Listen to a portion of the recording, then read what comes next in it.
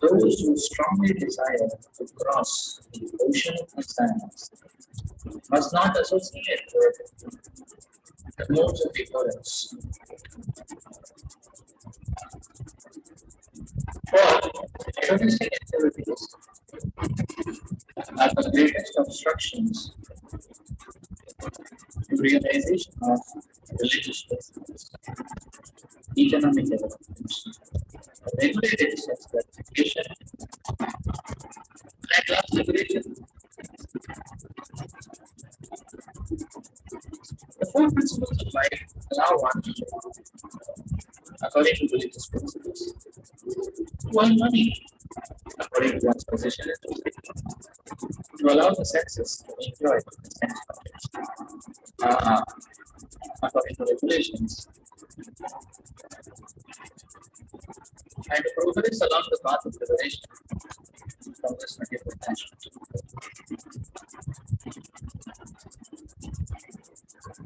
As long as the body is there, it is not possible to become completely free of these material interests. It is not, however, recommended that one act only for sense gratification and earn money for that purpose only, sacrificing all religious principles. At the present moment, human civilization does not care about religious principles. It is, however, greatly useful in economic development without religious principles.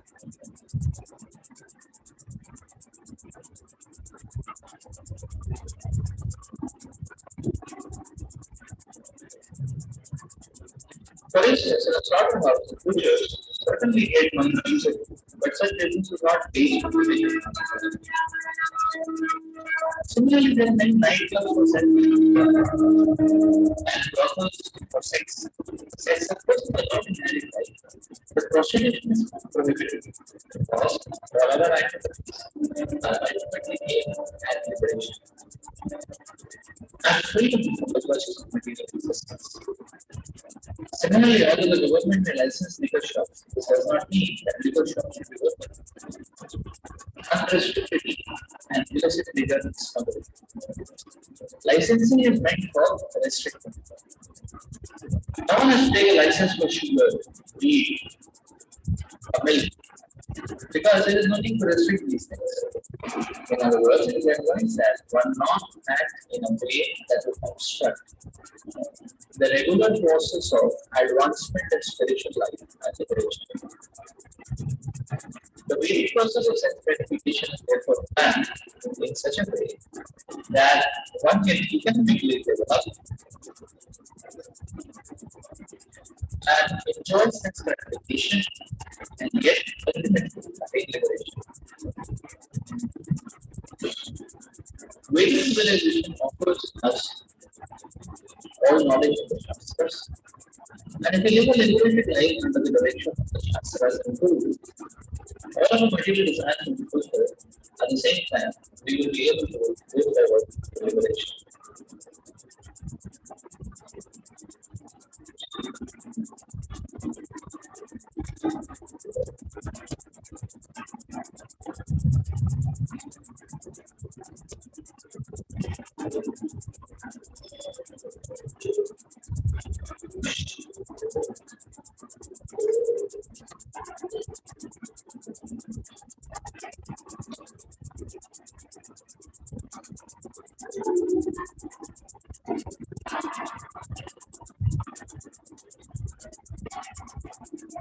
Srila Prabhupada explains in the further that our modern day life, people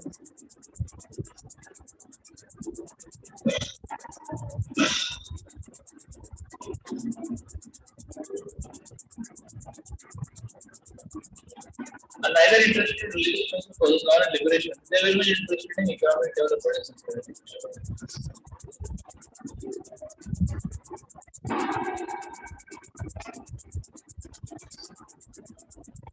But the Vedic protocol is different.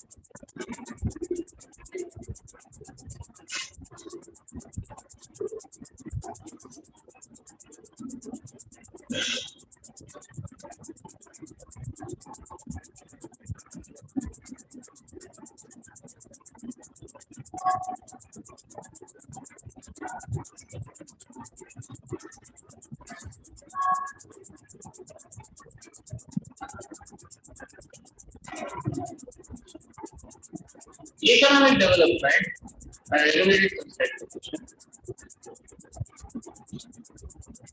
both come as a byproduct of practicing religion.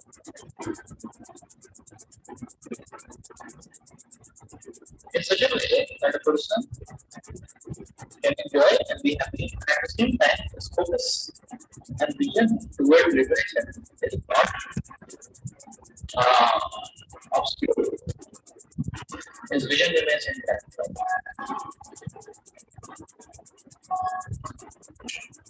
So Prabhupada is giving an example of music business, hotel business, nightclub business. That will need money. So that's not a good thing.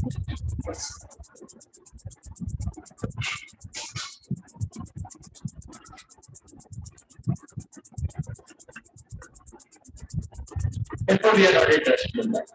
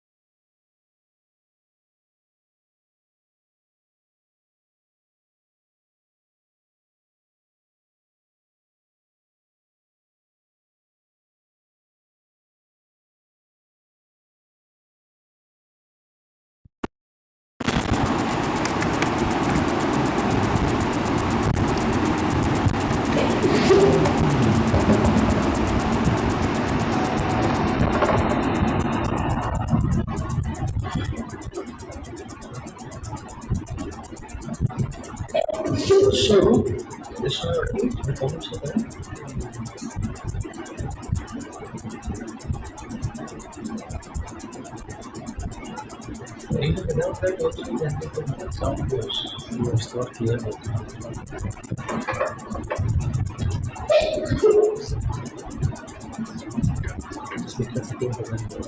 They are saying sound is not clear. They are saying sound is not clear. So generally even without that also it goes. Okay, the sound clear or sound it's not audible.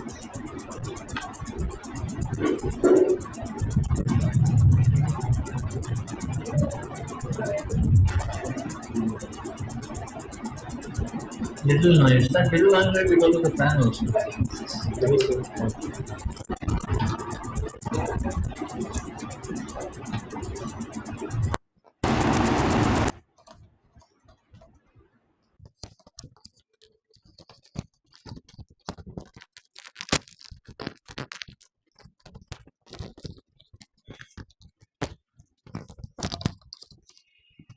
Okay, so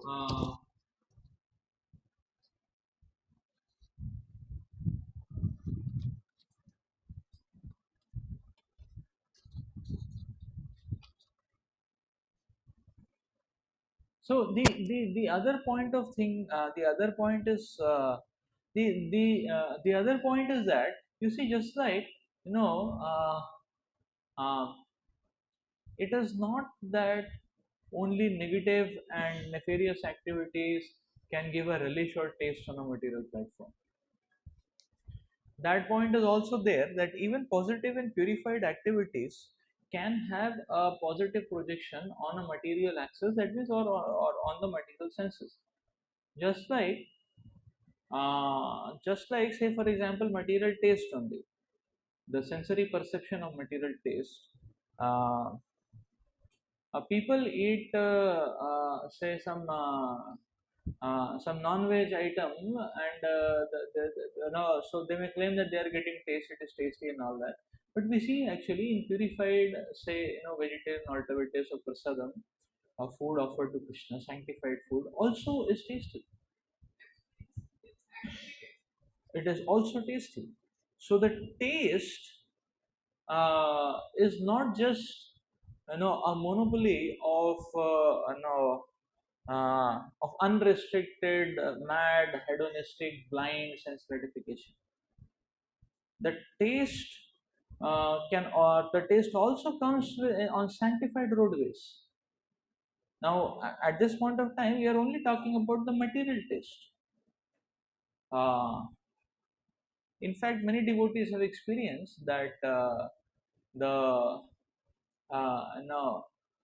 So when they take no, so when they get experience of having honoring prasad, then many devotees have shared this experience that they find prasad, prasad is like so much out of the world in their own homes and household lives also. Till that point, they have never tasted like that. So now here we are only talking about a material taste, and many devotees have this experience that prasadam is a different taste. When something is offered to Krishna, the taste changes. When we are talking about taste changes, that means the physical taste is changing. That means what? The spiritual is projecting, reflecting as a projection on the material plane. That way.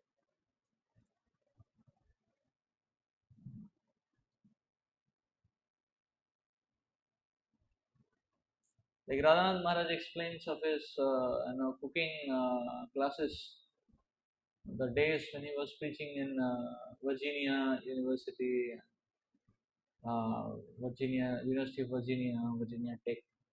Uh, so, so he was officially taking cooking classes as a club, and then he would preach to them.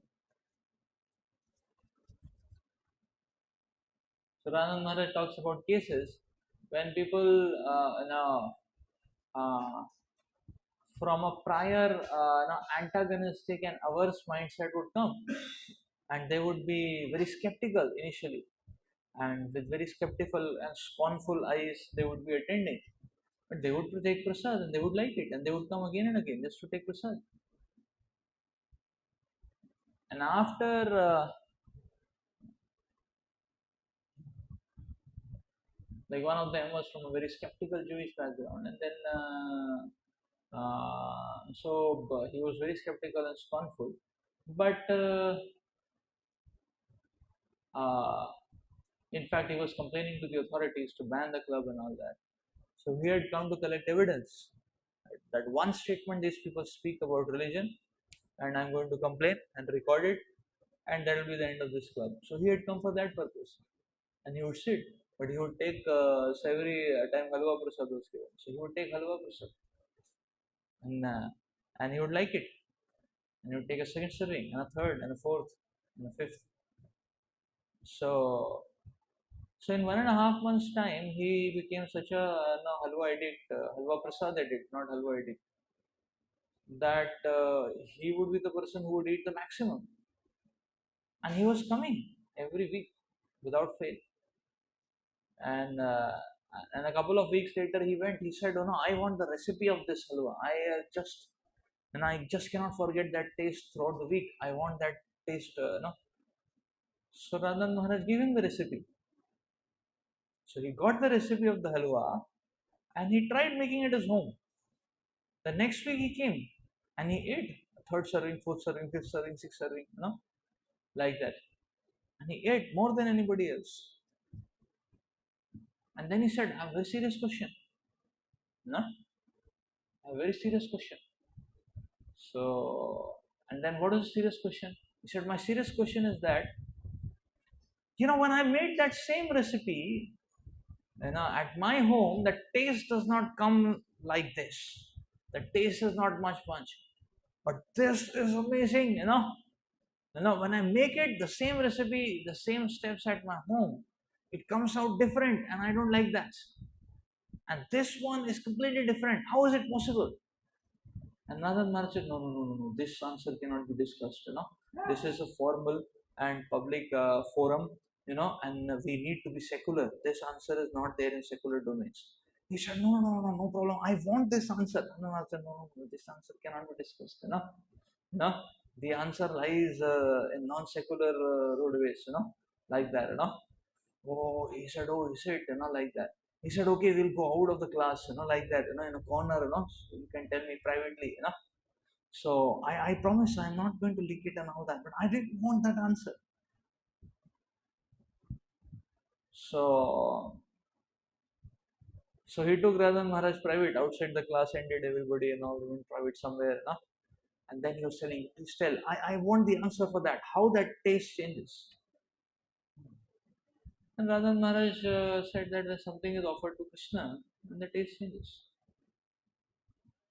So that's a basic characteristic of the philosophy. Something is offered to Krishna, the taste changes. That's a point. And so, and he was an orthodox, he was a fanatic, he was a cultic. And he said, "Oh, is it? So anybody makes offering to Krishna and the taste will change?" Rama said, "Yes." "So even if I make offering to Krishna, taste will change?" Rama said, "Yes." "Okay, then teach me how to offer to Krishna." So Rama Maharaj just taught him, "Okay, just chant Hare Krishna 3 times or something like that." And actually he followed. And then he said, "Oh, the same taste is coming now." Like that. So that's a point. That's a point, actually. So taste is not just a propriety of a negative domain. It is not that, okay, if you are not God conscious, if you are completely sensual, then only you can release some material taste. Material taste will come, even in purified trajectories. So regulated sense gratification, in one sense, uh, now regulated sense gratification should not be a concept that one should be fearful or afraid of. "Oh, I will lose sense gratification." Regulated sense gratification, very less sense gratification, or not tantamount to no sense gratification, or equivalent to austerity. No, regulated sense gratification is a great relish also, is it not? That's right. Regulated sense gratification is a great relish also. Rather, actually, you will see interestingly what happens. The internal programming, the operating system programming of the senses changes in such a way that in simple items also one can find great relish. That happens.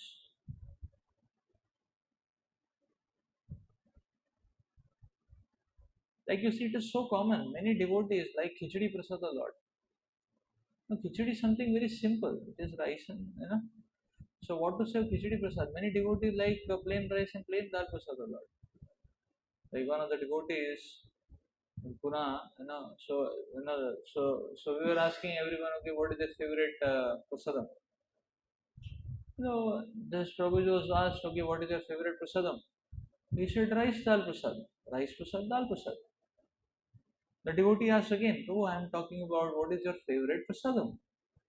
He said rice prasad dal prasad. Third time he asked, oh, I am saying that what is your favorite prasad? No?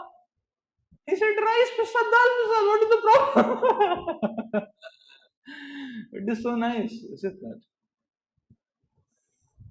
It's so nice. If in the temple, Pune, every evening would be rice prasad, dal prasad. Sometimes khichdi prasad. Mostly rice prasad, dal prasad. That way. So prasadam very tasty. So even in a simple rice prasad, dal prasad, one can find great relish. Is it not? Physically speaking. Physically speaking. That's the point. So Krishna consciousness, this sense of regulated sense gratification, also can impart a great amount of taste and relish. But that is under the purified trajectories. One doesn't get intoxicated by it. One doesn't get infected by the virus of sin, full proclivity. And at the same time, so that is why one's focus towards spiritual emancipation remains intact.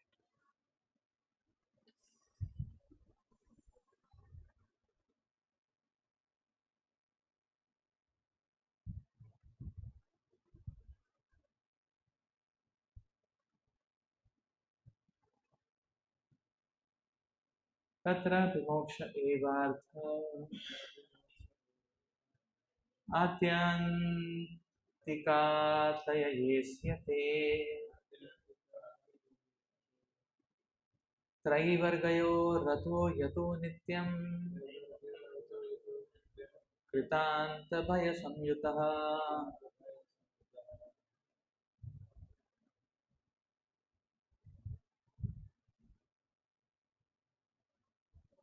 Out of the four principles, namely religion, economic development, sense gratification, and liberation, liberation has to be taken very seriously. The other three are subject to destruction by the stringent law of nature, death.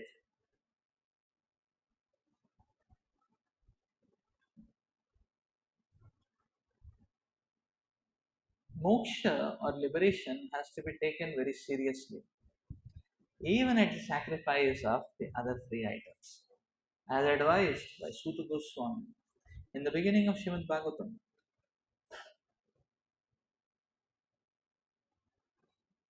Religious principles are not based on success in economic development. Because we are very attached to sense gratification, we go to God, to the temples and churches for some economic reasons. Then again, economic development does not mean sense gratification. Everything should be adjusted in such a way that we achieve liberation. Therefore, in this verse, liberation, moksha is stressed. The other three items are material and therefore subject to destruction.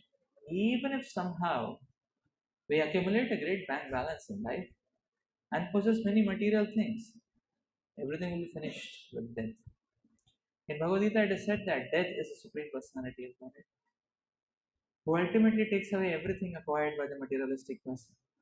Foolishly, we do not care for this. Foolishly, we are not afraid of death. Nor do we consider that death will take away everything acquired By the process of dharma, artha, and kama, by dharma or pious activities, we may be elevated to the heavenly planets. But this does not mean freedom from the clutches of birth, death, old age, and disease. The purport is that we can sacrifice our interests in Taraivargya, religious principles, economic development, and sense gratification. But we cannot sacrifice the cause of liberation. Regarding liberation, it is said in Bhagavad Gita 4.9. Tvaktvadeham punarjanma naiti. Liberation means after giving up this body, one does not have to accept another material body. To the impersonalist, liberation means merging into the existence of impersonal Brahman. But actually, this is not moksha because one has to fall down again into this material world from that impersonal position. One should therefore seek the shelter of the Supreme Personality of Godhead and engage in his devotional service. This is called real liberation. Now, the conclusion is that we should not stress pious activities, economic development, and sense gratification, but should concern ourselves with approaching Lord Vishnu in his spiritual planets, of which the topmost is Goloka Vrindavan, where Lord Krishna resides. Therefore, this Krishna consciousness movement is the greatest gift for persons who are actually desiring liberation.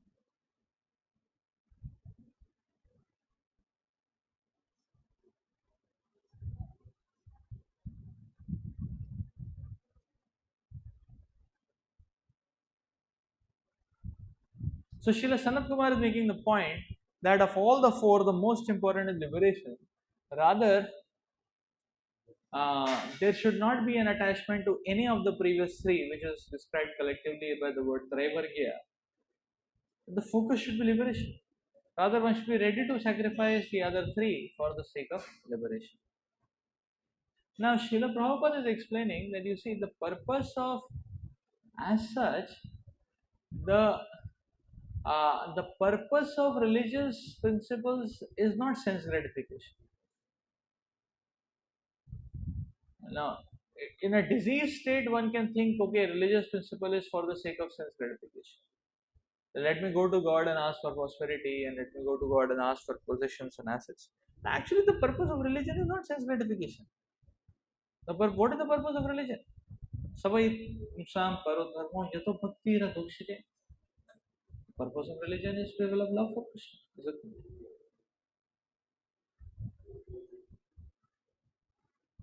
Ahitugiriyat, apratihata. To develop love, unmotivated, uninterrupted, loving service to Krishna. That's the purpose of religion, not sense gratification. So the linkage, religious principle, sense gratification is actually the disease, the conditioned disease. And therefore, this disease has to be rectified.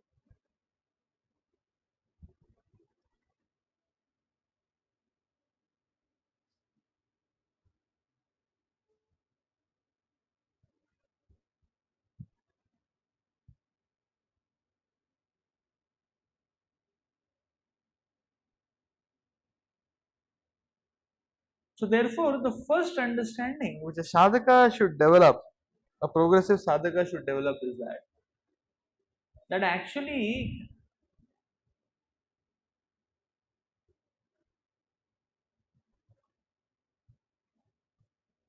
I am not taking shelter of Krishna to set right my material affairs. But sometimes the thoughts may come that okay, material affairs are a little favorable, this, that. Or sometimes one sees Krishna's reciprocation in terms of making material affairs a little more favorable, a little more comfortable. So one should understand that because I am conditioned, no, okay, for the time being, it may appear that I need this.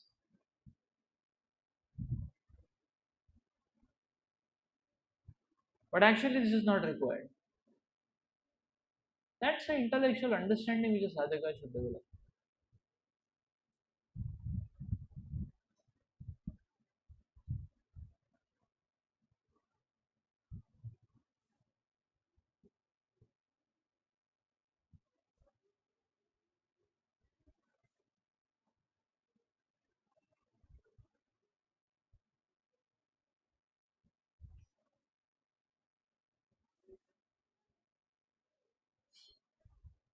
that I actually don't need this.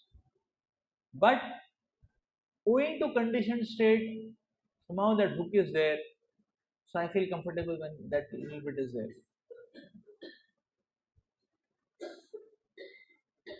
So till the time the disease is getting, till the time the disease is, getting cured, only for that time, let me take up or let me just accept a little bit, the basic minimum, and get done with it. That should be sadhaka's attitude towards economic development and gratification. Actually, just like you see the COVID patient, the serious COVID patient was requiring a ventilator. We don't need ventilator in our life, do we? We don't. Is it not?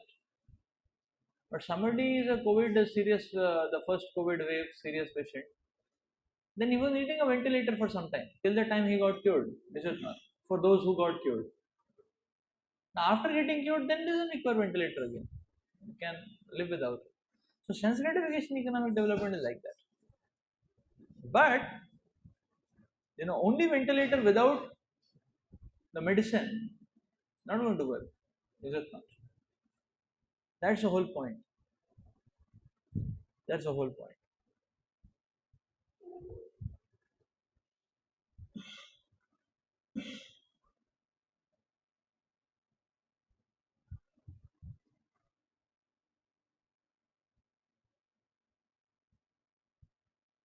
So therefore, sometimes sadhaka should develop the understanding that okay, if it is coming easily and if it is sanctioned by the Lord, then maybe little bit okay, economic comfort or little bit sense comfort.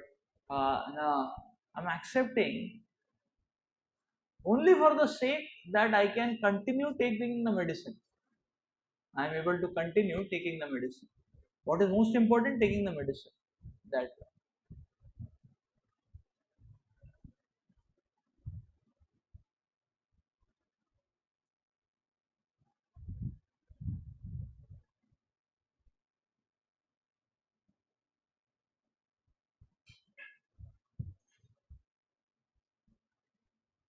like Radhan Maharaj in his Chapati, he asked at one time devotees to make the entire temple hall centralized AC. And devotees were asking why is it required? Not needed. He said no, devotees can be comfortable so that they can hear for long hours Krishna Katha. That was his thought process. He didn't say okay so that daytime everybody can be in the temple hall and sleep. So that was the point. So therefore, after the so that was the point. So therefore, the temple is centralized AC, but then 4 hours, 5 hours katha, Krishna katha is going on. So you used to see, many times festival days, other days, 2 hours, 3 hours, 4 hours, the katha is going on. So it is there so that people can stay for a long time to do what? To hear Krishna katha. The purpose is important. Not so that one can just, you know, uh,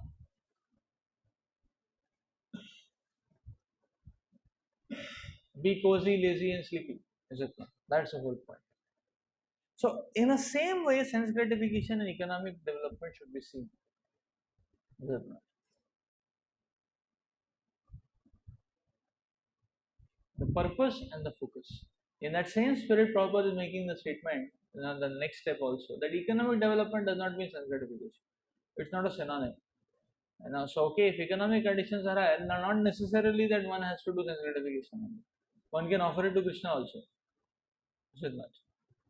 Okay, suppose somebody's karma script is like that, and he doesn't do much, but then a lot of he moves his hand like this, and some $1 million drop. He raises another hand, another million drops. Suppose his karma is like that, anything he does, some people are like that, then that doesn't mean he has to necessarily do sense gratification because he is that he has to visit Mauritius and Swiss Islands, Hawaii Islands, no, he can stay wherever he is, and he can donate all that to Krishna.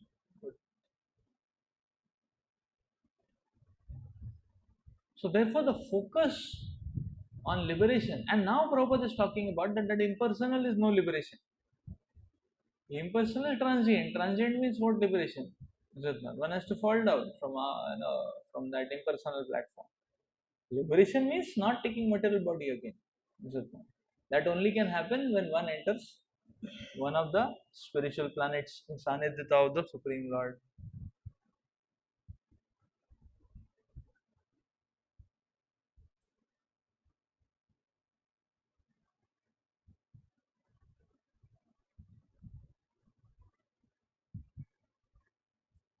परे वरे चाहिए भावा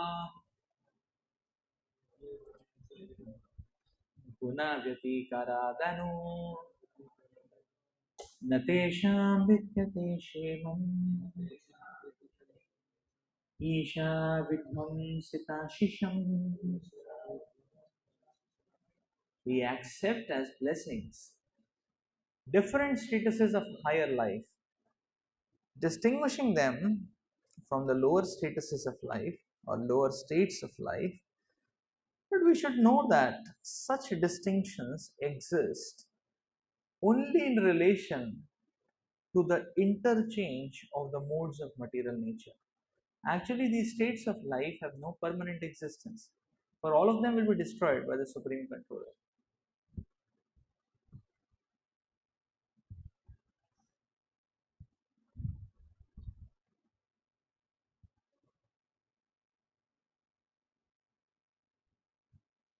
So, in our material existence, we accept a higher form of life as a blessing and a lower form as a curse. This distinction of higher and lower only exists as long as the different material qualities, that is, the gunas, interact. In other words, by our good activities, we are elevated to higher planetary systems or to a higher standard of life, that means good education, bodily beauty, etc. Now, these are the results of pious activities. Similarly, by impious activities, we remain illiterate, we get ugly bodies, poor standard of living, etc. But all these different states of life are under the laws of material nature through the interaction of the qualities of goodness, passion, and ignorance. However, all these qualities will cease to act at the time of the dissolution of the cosmic manifestation. The Lord says in Bhagavad Gita 8:16, therefore, Brahma Bhuvana Loka Punar Avritino Arjuna Mamupetya tu Konteya Punarjanma na Vidyate.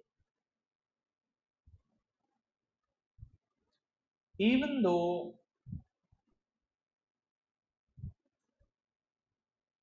we elevate ourselves to the highest planetary system by the scientific advancement of knowledge or by the religious principles of life,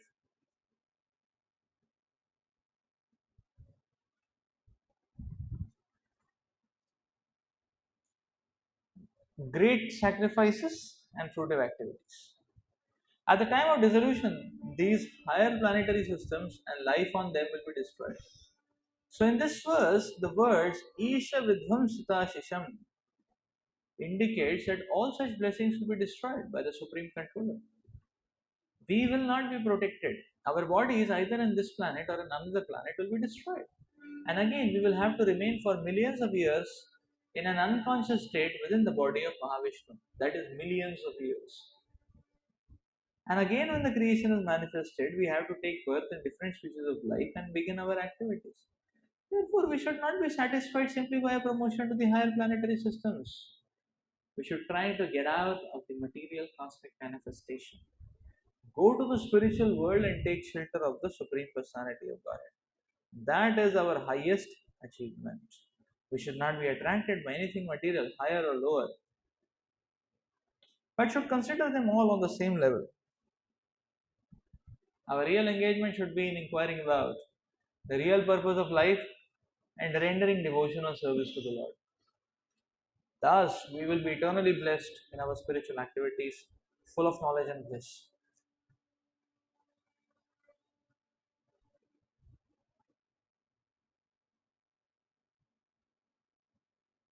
Regulated human civilization promotes dharma, artha, kama, and moksha.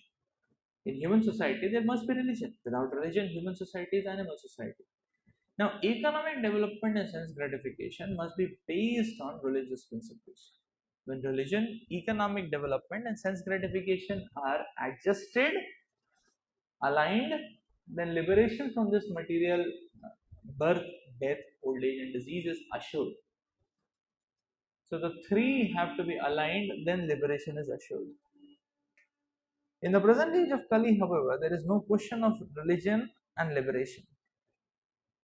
People have taken interest only in economic development and sense gratification. Therefore, despite sufficient economic development all over the world, dealings in human society have become almost animalistic. When everything becomes grossly animalistic, dissolution takes place. The dissolution is to be accepted as Isha Vidvam Sita Shisham. Isha Vidvam Sita Shisham. The Lord's so-called blessings of economic development and sense gratification will be conclusively dissolved by distraction. At the end of the Kali Yuga, the Lord will appear as the incarnation of Kalki, and his only business will be to kill all human beings on the surface of the globe. After that killing, another golden age will begin. We should therefore know that our material activities are just like childish play. Children may play on the beach, and the father will sit and watch this childish play. The construction of buildings, with sand, the construction of walls, and so many things. But finally, the father will ask the children to come home.